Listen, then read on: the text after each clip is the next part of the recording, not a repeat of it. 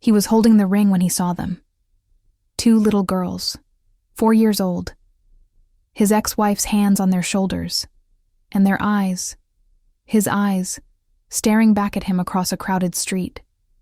She left 5 years ago, disappeared the night she found out what he really was. He became the most feared man in the city, built an empire on silence and blood, buried his past, moved on. He was going to propose to someone new. Tonight. But now, those children. His children. The ring in his pocket feels like a lie. His phone is ringing. His fiancée is waiting. But his heart just remembered how to break.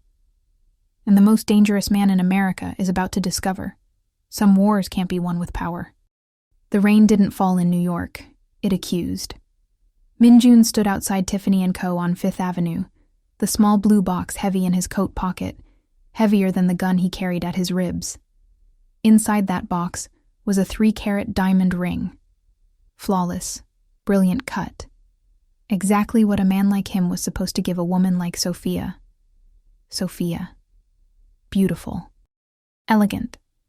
The daughter of a Wall Street executive who asked no questions about where Min-jun's money came from. She smiled at charity galas. She wore his gifts. She never looked too closely at the scars on his knuckles, or the men who followed him like shadows. She was perfect. She was safe. She didn't know him at all. Min-jun exhaled, watching his breath fog in the cold November air. 32 years old, king of the underground, commander of the most powerful Korean syndicate on the East Coast. He'd built an empire from nothing. Money laundering, protection, control of the docks, silent partnerships with half the city's elite. No one touched his territory. No one said his name without respect or fear. And tonight, he was going to propose. The thought felt like swallowing glass. His phone buzzed. "Sophia, I'm at the restaurant, baby. Don't be late." He didn't reply. Instead, he started walking.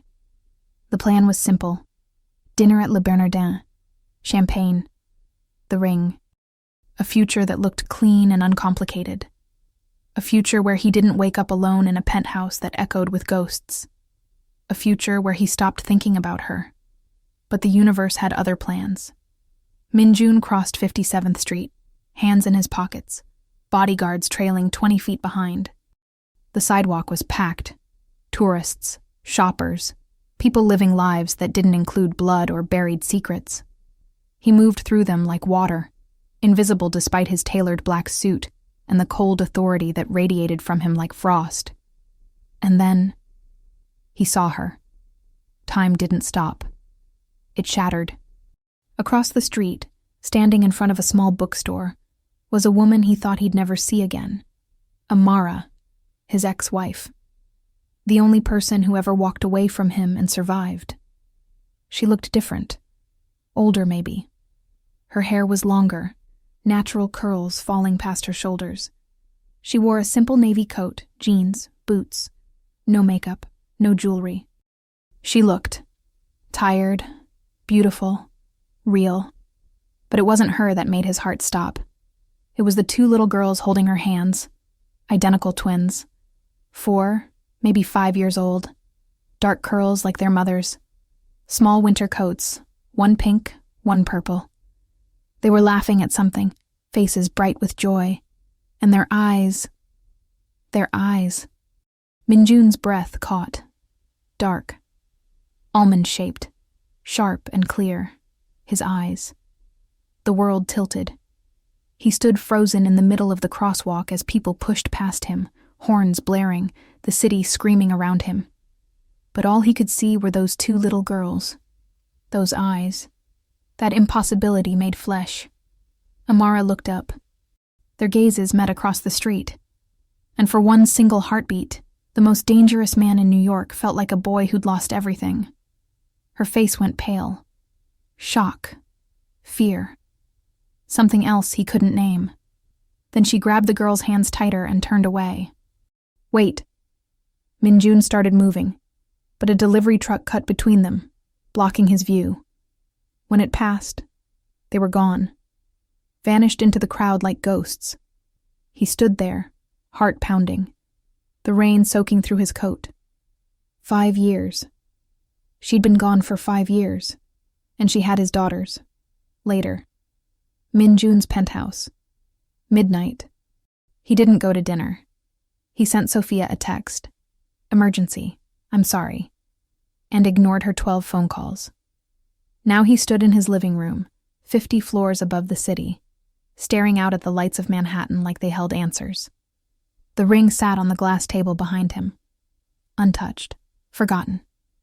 His head of security, Jay, stood near the door. Silent. Waiting. Find her, Min Jun said quietly. Sir? Amara Song, my ex-wife. His voice was flat, controlled, but his hands were shaking. I want to know where she lives, where she works, everything. Jay hesitated. Boss, are you sure? Find her. Yes, sir. Jay left. Min Jun poured himself a scotch and didn't drink it. Amara. He hadn't said her name out loud in 5 years, hadn't let himself think about her. Not after she left. Not after she looked at him with those heartbroken eyes and said, I can't be married to a monster. She'd found his ledgers, his records. She'd seen the truth of what he was, what he did.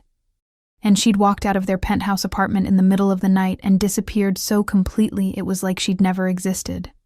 He'd looked for her. For months. Used every resource, every contact. Nothing. She was a ghost. And eventually, he stopped searching. He told himself he'd moved on, built his empire higher, made more money, earned more fear, started dating Sophia because she was easy and elegant and didn't ask questions. But now, those girls, 4 years old. The math was simple, brutal. If they were his, she'd been pregnant when she left. Pregnant. And she never told him. Min Jun's hand tightened around the glass. Rage simmered beneath his skin. Hurt. Confusion. Something that felt dangerously close to hope. He had daughters, 2 of them, and the woman he'd never stopped loving had kept them from him. His phone buzzed. Sophia again.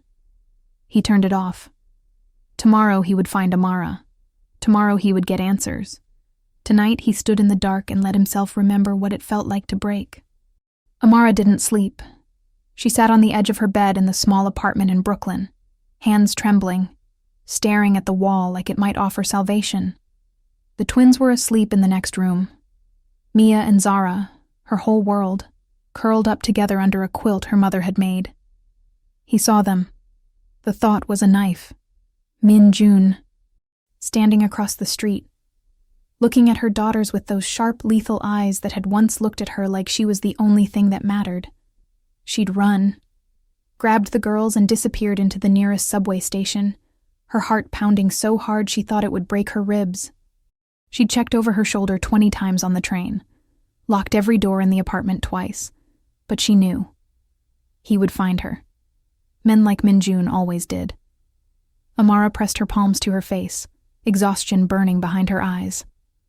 She'd spent 5 years building a life where he couldn't reach her, changed her name, paid cash for everything, worked under the table as a freelance graphic designer, homeschooled the girls, kept them safe, and in 30 seconds, it all came crashing down. He saw them. He knows. Her phone buzzed on the nightstand. Unknown number. Her stomach dropped. She stared at it. Let it ring.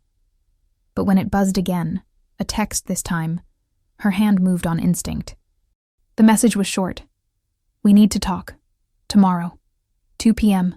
Brooklyn Bridge Park. Come alone. MJ. Amara's breath stopped.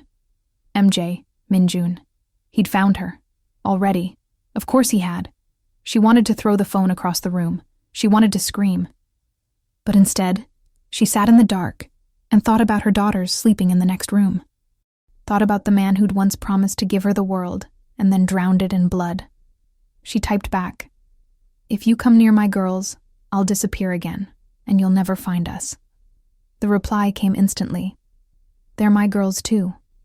2 p.m. Don't make me come to you. Amara closed her eyes and knew she had no choice. The next day. Brooklyn Bridge Park. 2 p.m. The wind off the East River was sharp and cold. Min-jun stood near the water, hands in his coat pockets, watching the skyline. He'd come alone. No bodyguards, no weapons, nothing but the weight of 5 years and a truth he wasn't ready for. She was late. He didn't blame her. At 2:17, he heard footsteps behind him. He turned. Amara stood 20 feet away, arms crossed, her face a mask of defiance and fear. She looked small against the city. Fragile. But her eyes were hard. "You shouldn't have contacted me," she said. Min-jun's chest tightened. Hearing her voice again felt like drowning. "You shouldn't have run." "I didn't run. I left." Her voice was cold. Sharp. "There's a difference. You were pregnant." Silence. The accusation hung between them like smoke. Amara's jaw tightened. "Yes. And you didn't tell me." "No." "Why?" She laughed, bitter, broken. "Are you seriously asking me that?" Min-jun took a step closer. She didn't move. "I had a right to know." "You lost that right the night I found your ledgers, Min-jun." Her voice cracked. "You lost it when I realized the man I married wasn't real. That everything was built on lies and blood. I never lied to you. You never told me the truth." Tears burned in her eyes, but she didn't let them fall. "I thought you were a businessman. I thought the late nights, the security, the money. I thought it was legitimate. And then I found the records, the names, the deals, the—" She stopped, swallowed. "You're a criminal, Min-jun. A monster." The word hit him like a bullet. He'd heard it before, from enemies, from men who feared him, but never from her. "I protected you," he said quietly. "You lied to me. I gave you everything. You gave me a cage." Amara's voice broke. "A beautiful, expensive cage where I didn't know my own husband, where I smiled at parties with people who laundered money and traded in violence. I was complicit, Min-jun, and I didn't even know it." Min-jun's hands curled into fists. "So you ran, took my children, disappeared. I saved them. From me?" "Yes." The word was a blade. He stared at her. This woman he'd loved more than power, more than empire. The woman who'd left him hollow. "They're mine," he said, voice low. "Dangerous." Amara's chin lifted. "They're mine. I carried them. I raised them. You don't get to— I want to meet them." "No." "Amara. No." She stepped back. "You don't get to walk into their lives because you saw them on a street. You don't get to be their father just because you— I am their father. Biology doesn't make you a parent." Her voice was shaking now. "Love does. Sacrifice does. Being there does. And you weren't. You'll never be." Min-jun felt something crack inside him. "I didn't know," he said, and his voice was raw, broken. "You didn't give me the chance." Amara's eyes filled with tears. "I know what you are," she whispered, "and I won't let you turn them into that." She turned to leave. "Amara, stay away from us, Min-jun." And she walked away. He stood there, the wind cutting through him, and watched her disappear into the city. For the first time in his life, Min-jun didn't know what to do. He'd built kingdoms, but he couldn't reach his own daughters. Min-jun didn't listen. He never did. For 3 days, he had Amara followed. Not by his men. He knew she'd spot them. Instead, he hired a private investigator. Discreet, professional. Someone who could watch without being seen. The reports came back in careful detail. Amara lived in a modest 2-bedroom apartment in Sunset Park. She worked from home as a freelance designer. The twins, Mia and Zara, didn't go to school. Amara homeschooled them. They went to the park twice a week, the library on Thursdays, a small community center for art classes on Saturdays. They had routines, safe, small routines, and Minjun watched from a distance, hungry for details. Mia liked to draw. Zara loved books. They both had his sharp eyes and Amara's soft laugh. They held hands when they crossed the street. They called their mother Mama, in voices that sounded like music, and they had no idea he existed. The knowledge was unbearable. On the fourth day, Minjun made a decision. He drove to Sunset Park himself. No guards, no plan, just a desperate need to be close to them. He parked across from the small playground near Amara's building and waited. At 3:47 p.m., they appeared. Amara, holding both girls' hands, walking toward the swings. She looked tired, beautiful, wary. She scanned the street like she was looking for threats, looking for him. Minjun stayed in the car. He watched Mia climb onto a swing, watched Zara try to follow and stumble, watched Amara catch her, laughing, lifting her up. The sound carried across the park, pure joy, unguarded. And something inside him shattered. He'd spent 5 years building power, control, an empire of silence and fear, but he would trade it all for 10 minutes on that playground. He didn't realize he was crying until the tears blurred his vision. That night, he called Sophia. Minjun? Her voice was careful, hurt. You've been ignoring me for days. I know. He stood at his penthouse window. The city sprawled below him like a kingdom he no longer wanted. I'm sorry. What's going on? Silence. Minjun, I can't marry you.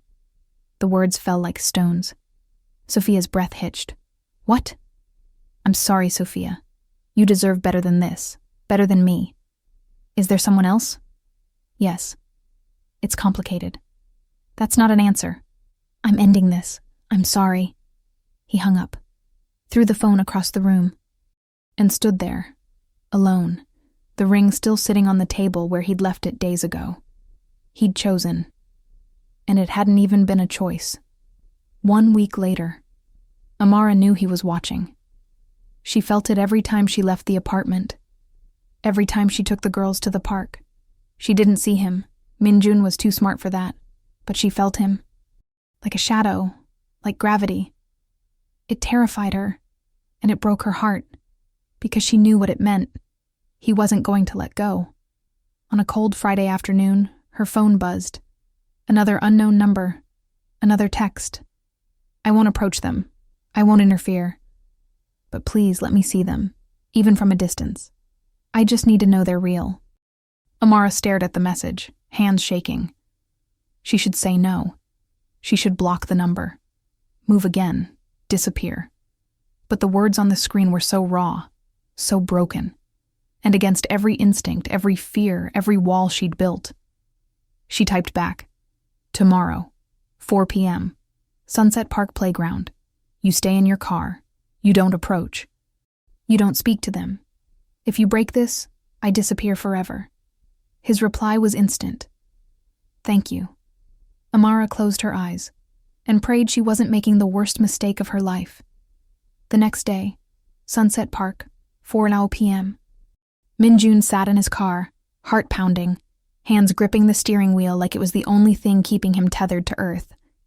She'd said yes. He could see them. At 4:03, Amara appeared with the twins.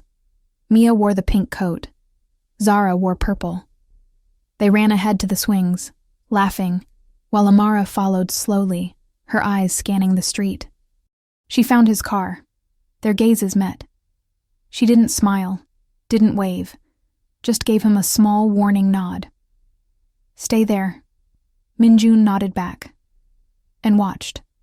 For 30 minutes, he sat in that car and watched his daughters play, watched them chase each other, watched them fall and get back up, watched them exist in a world he wasn't part of. And it was the most painful, beautiful thing he'd ever experienced. When Amara finally gathered the girls to leave, Mia looked toward his car. Their eyes met. She smiled, bright, innocent, unaware, and waved.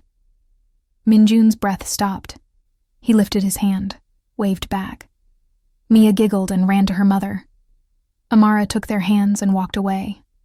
And Min-jun sat there, tears streaming down his face, knowing he'd just fallen in love with two little girls who didn't even know his name.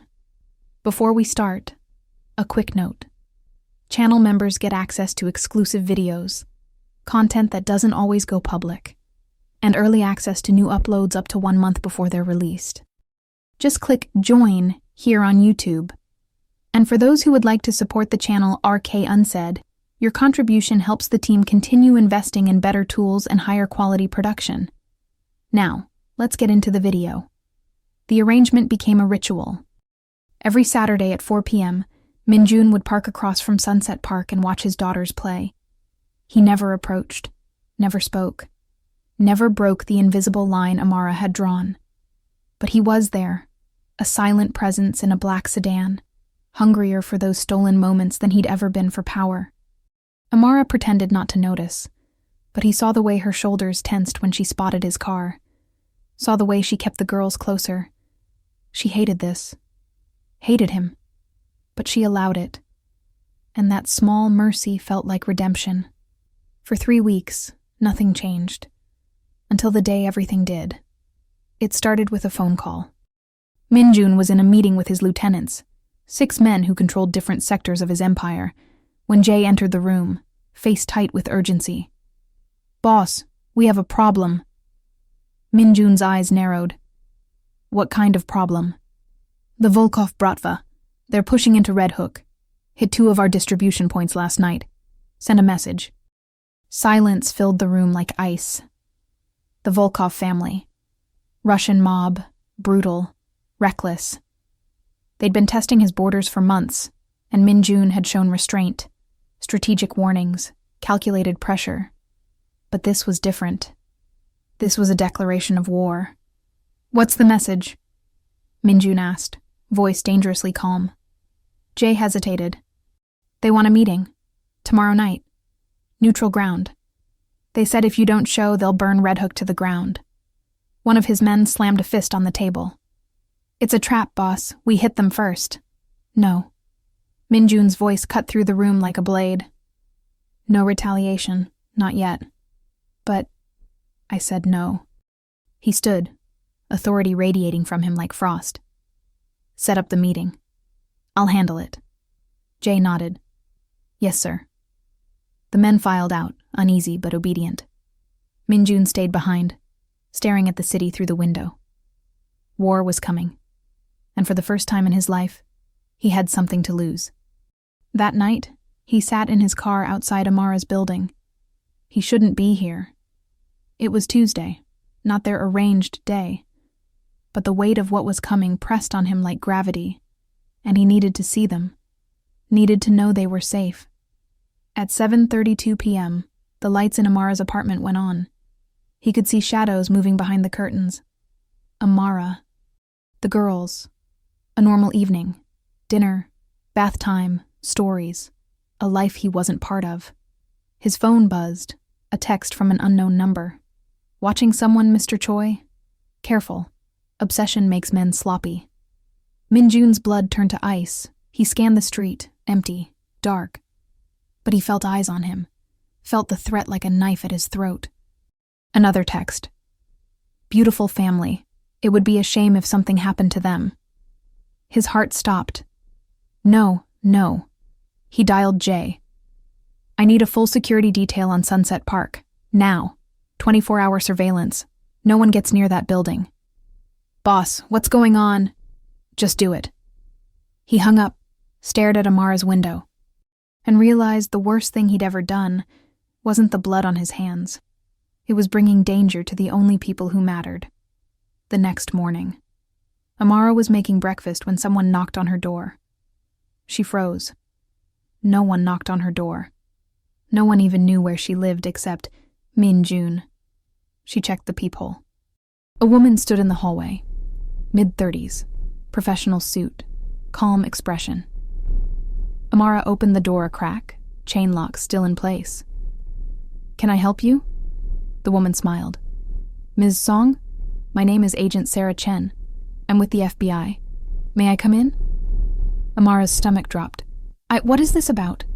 It's about Min Choi, your ex-husband. The world tilted. I don't know what you're talking about. Ms. Song, we know about your relationship with Mr. Choi. We know about your daughters. Agent Chen's voice was gentle but firm. And we know he's been watching you. We need to talk. It's urgent. Amara's hands shook. She looked back at the girls, playing with blocks in the living room, oblivious. Give me a minute, she whispered. She called her neighbor, Mrs. Park, a kind elderly woman who sometimes watched the twins, and asked her to come over. When Mrs. Park arrived, Amara stepped into the hallway with Agent Chen, heart pounding. What do you want? Amara asked, voice tight. We've been investigating Min Choi for 3 years, Chen said quietly. Money laundering, racketeering, organized crime. We're close to building a case, but we need evidence. And we think you might be able to help us. Amara's chest tightened. I haven't seen him in 5 years. But he's seen you, recently. We have surveillance photos. Chen pulled out a folder. Inside were images. Min Jun's car parked outside the playground. Min Jun watching from a distance. Amara felt sick. We're not here to threaten you, Chen continued. But you need to understand. Min Choi is dangerous. And if he's back in your life, you and your daughters are at risk. Not just from him, from his enemies. He would never hurt us. Maybe not intentionally.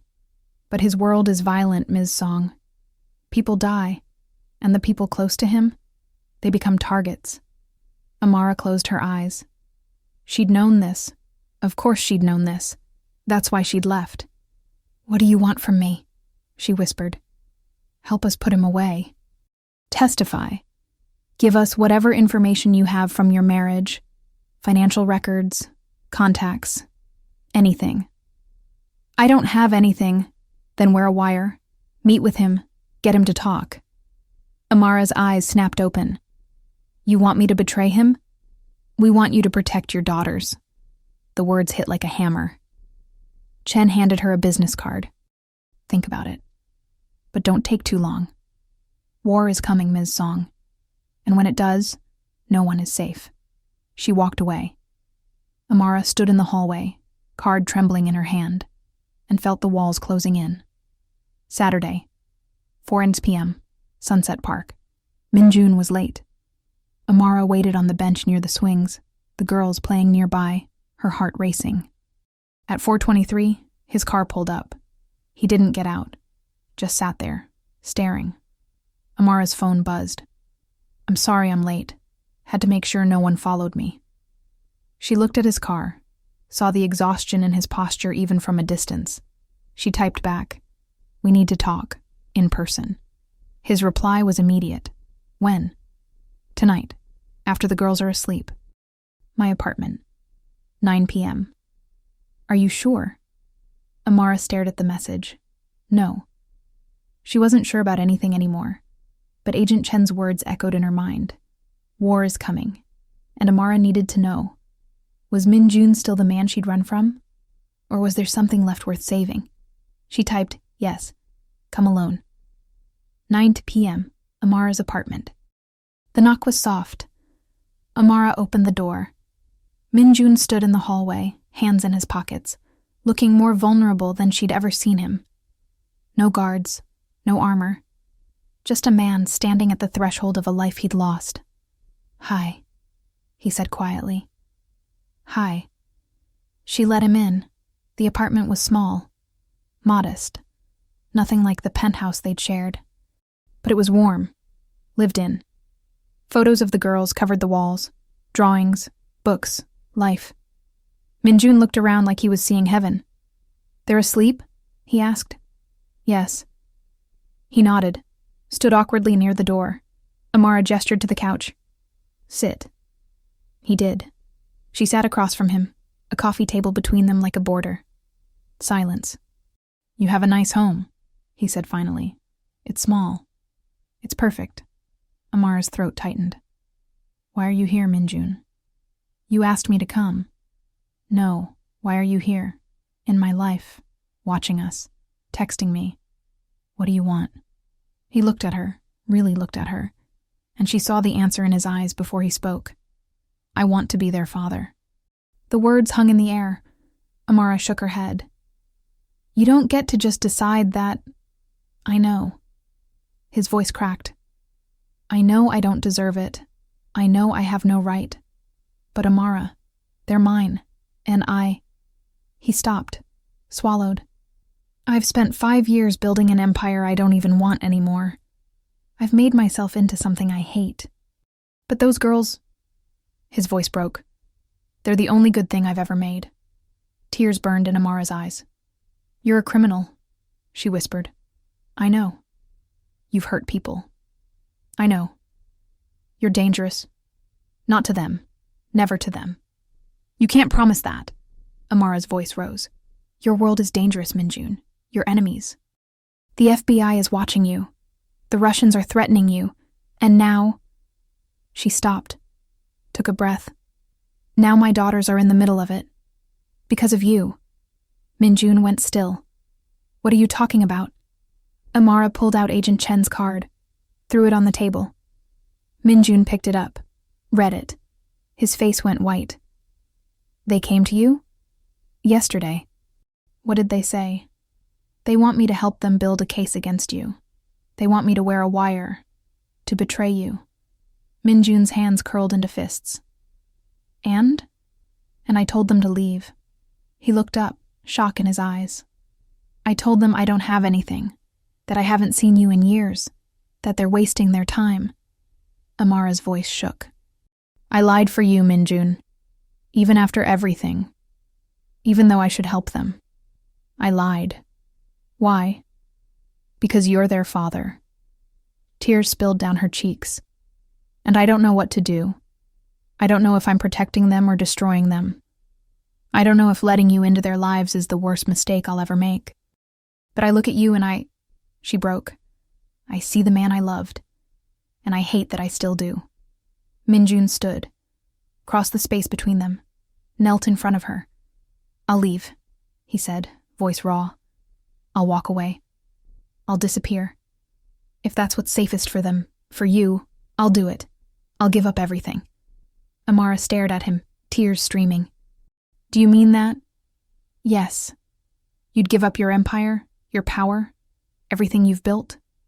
Minjun looked at her with eyes full of pain and truth. I'd give up the world for them. And Amara believed him.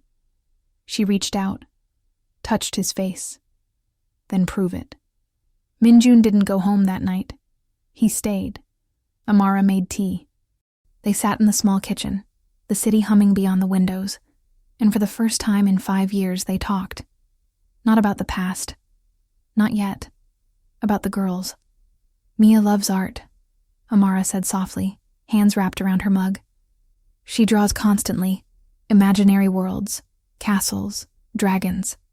She has this imagination. Minjun smiled. Like you. Amara's breath caught. You remember. I remember everything. Silence. Fragile. Aching.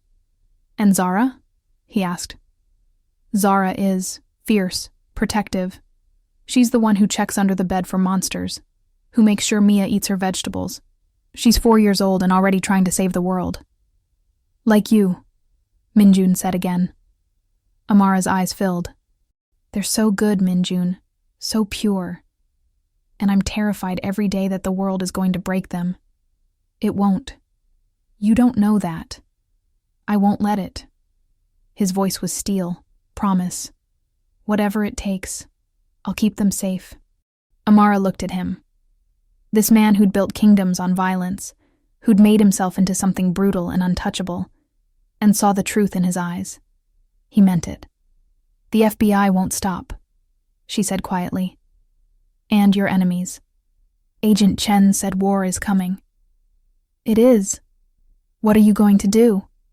Minjun was silent for a long moment. Then he said the words that would change everything. I'm going to end it. The next morning, Minjun's headquarters. His lieutenants gathered in the war room, a private office in a legitimate import-export business that served as the nerve center of his empire. Maps on the walls, ledgers, burner phones. Jay stood at Minjun's side, wary. "The Volkov meeting is tonight," Jay said. "We have 20 men ready. Full tactical. Cancel it." Everyone froze. "Boss?" "Cancel the meeting. Call Dmitry Volkov directly. Tell him I'm offering a deal." "A deal?" One of the lieutenants, Marcus, a hard man with scarred knuckles, stepped forward. "They hit our territory. Threatened us." "And you want to make a deal?" "Yes. That's weakness. That's strategy." Minjun's voice was cold, absolute. "War costs money, lives, attention. The feds are circling. Every move we make right now is watched. So we don't fight. We negotiate. And if they refuse, they won't. Dimitri's smart. He knows a long war bleeds both sides. I'll offer him Red Hook, joint territory, 60-40 split. He gets face. We get peace." Marcus's jaw tightened. "You're giving up territory for nothing?"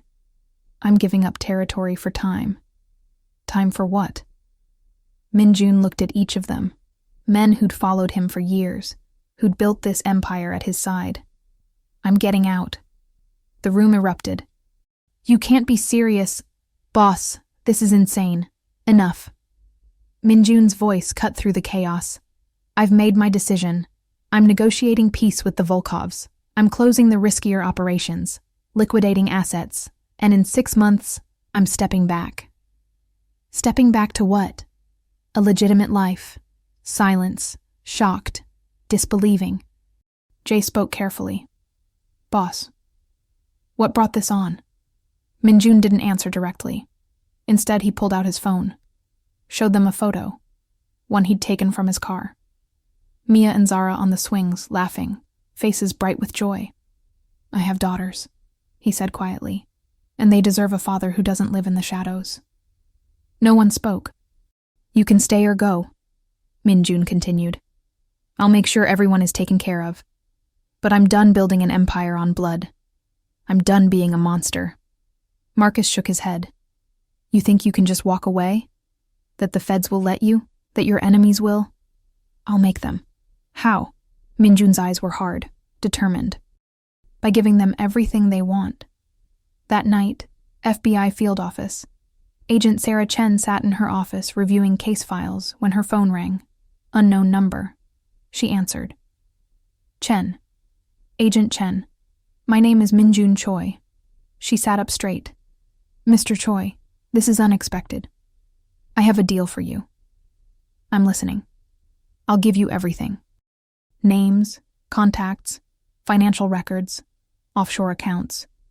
Every piece of evidence you need to dismantle my operation and prosecute the people who've been enabling it. Politicians, bankers, everyone." Chen's heart raced. "In exchange for immunity, witness protection for my family, and a clean slate." "Your family?" "My ex-wife and daughters.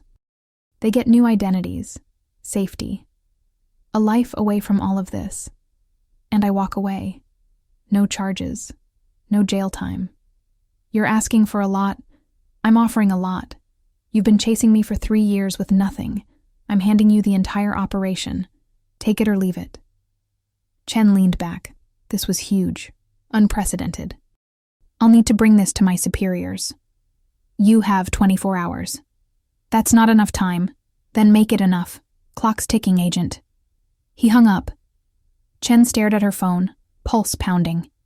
This was it. The break they'd been waiting for. And Minjun Choi, the most untouchable criminal in New York, was offering to burn his own empire to the ground. For his family. Saturday, 4 p.m., Sunset Park. Amara sat on the bench, watching the girls play, her mind a hurricane. Minjun's car wasn't there. He'd texted her that morning. "I'm fixing this. Trust me. I'll be there tomorrow. I promise." And then nothing. She didn't know what he was doing. Didn't know if she should believe him. But she wanted to. God, she wanted to. Her phone buzzed. Agent Chen. Amara's stomach dropped. She answered. "Hello? Ms. Song, we need to meet. Now. 1 hour later, coffee shop in Park Slope. Chen sat across from Amara, expression unreadable. Minjun Choi contacted us, she said without preamble. Amara's breath stopped.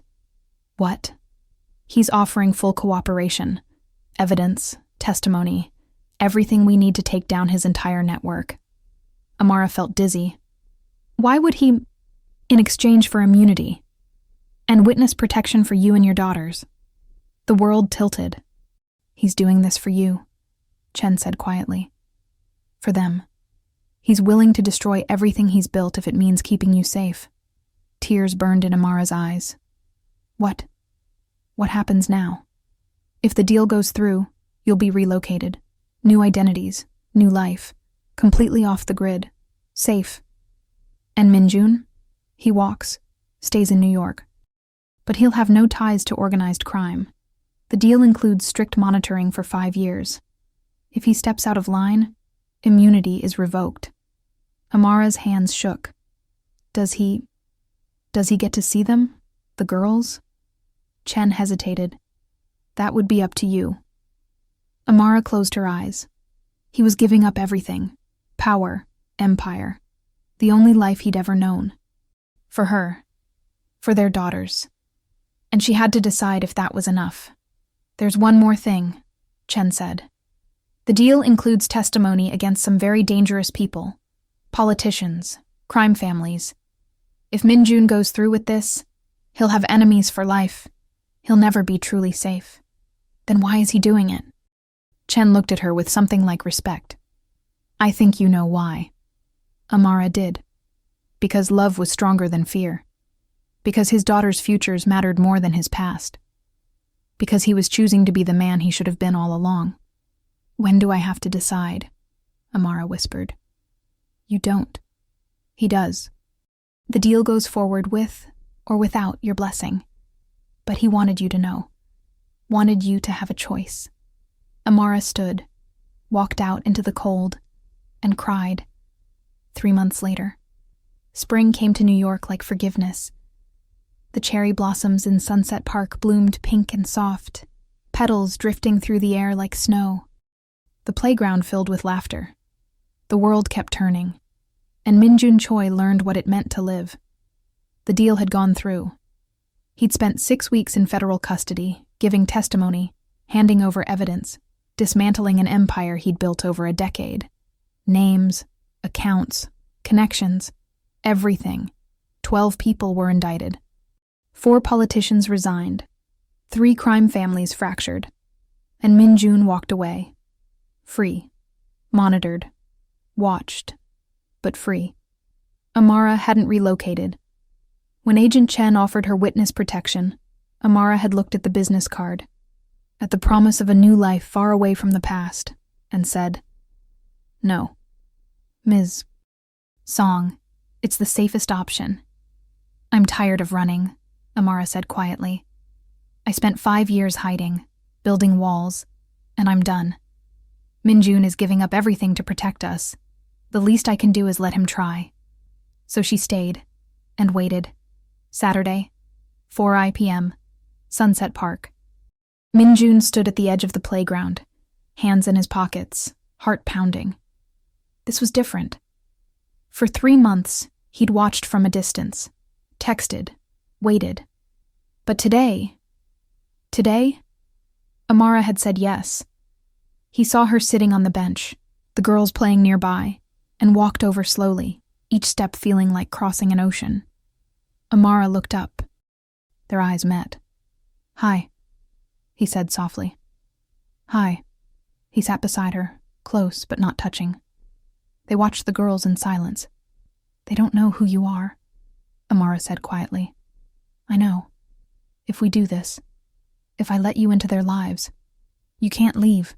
You can't decide this is too hard and disappear. They deserve better. I know.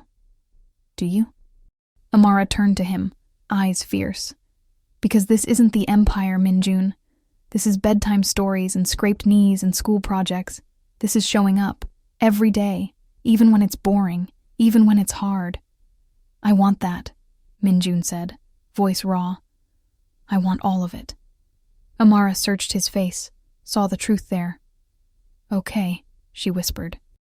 "Okay? Okay." Minjun's breath caught. Amara stood, took his hand. "Come on." She led him toward the swings. Mia and Zara looked up, curious, cautious. "Girls," Amara said gently, kneeling down. "There's someone I want you to meet." Minjun knelt beside her, heart in his throat. Up close, they were even more beautiful. Mia's paint-stained fingers, Zara's serious eyes. Perfect. His. "This is Minjun," Amara said softly. He's your father." The girls blinked. "Our daddy?" Mia asked, voice small. Minjun's eyes burned. "Yes, if that's okay." Zara tilted her head, studying him with an intensity that made his chest ache. "Where were you?" she asked. Simple question. Devastating. Minjun swallowed. "I was. Lost. But I found my way back." "Are you staying?" "Yes, if you'll let me." Mia looked at Amara. "Mama?" Amara nodded, tears in her eyes. "Yes, baby, he's staying." Mia smiled, bright, gap-toothed, trusting. And then she did something that shattered Minjun completely. She walked over. Put her small hand in his. "Okay," she said simply.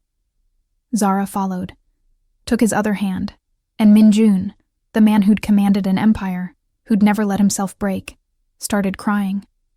Amara wrapped her arms around all of them, and for the first time in 5 years, they were a family. 6 months later, Minjun stood in the small kitchen of Amara's apartment, their apartment now, making pancakes while the girls argued over which cartoon to watch. "Frozen! No, Moana!" "Girls, compromise," Amara called from the bathroom, laughing. Minjun smiled. This was his life now. No empire, no power, no guards or guns or midnight calls. Just this. Pancakes and cartoons and the sound of his daughter's laughter. He worked as a consultant now. Legitimate business strategy for small companies. It was honest work. Boring sometimes, but clean. The feds still monitored him, checked in every month, made sure he stayed straight. He didn't mind, because every night he came home to this. Mia ran into the kitchen. "Daddy, can you make the pancakes into Mickey Mouse?" "I can try." She beamed and ran back to the couch. Daddy. He'd never get tired of hearing that. Amara emerged from the bathroom, hair damp, wearing one of his old sweatshirts. She looked at him, smiled. "You're getting good at this," she said. Took a while. She crossed to him, wrapped her arms around his waist. "I'm proud of you," she whispered. Minjun turned, kissed her forehead. "I should have chosen this years ago. You chose it now. That's what matters." They stood there, holding each other, while the girls giggled in the next room. "Do you miss it?" Amara asked quietly. "The power, the control." Minjun looked at her, at the life they'd built from ashes. "No," he said honestly. "I traded an empire for a family. And I'd do it again. Every time." Amara's eyes filled. "I love you. I love you too." She kissed him, soft, deep, full of promise. And when they pulled apart, Mia was standing in the doorway grinning. "Ew, they're kissing!" Zara appeared beside her. "Gross!" Minjun laughed. "Come here, you two." He scooped them both up, one in each arm, and they shrieked with delight. Amara watched, heart full, tears streaming. This was healing. This was redemption. This was love. 1 year later, they moved to a small house in Queens, 3 bedrooms. A backyard. Space for the girls to run and play and grow. Minjun taught Mia how to draw buildings, showed her how lines and perspective worked, how imagination became reality on paper. He taught Zara how to be brave and gentle, how strength didn't mean hardness, how protecting people meant listening to them first. He learned their favorite foods, their fears, their dreams. He showed up to every art class, every library trip, every moment. And slowly, day by day, pancake by pancake, he became the father they deserved. Amara watched him transform, The sharp edges softened. The nightmares faded. The man who'd once ruled through fear learned to lead with love. They remarried on a quiet afternoon in the backyard, just the four of them and a justice of the peace.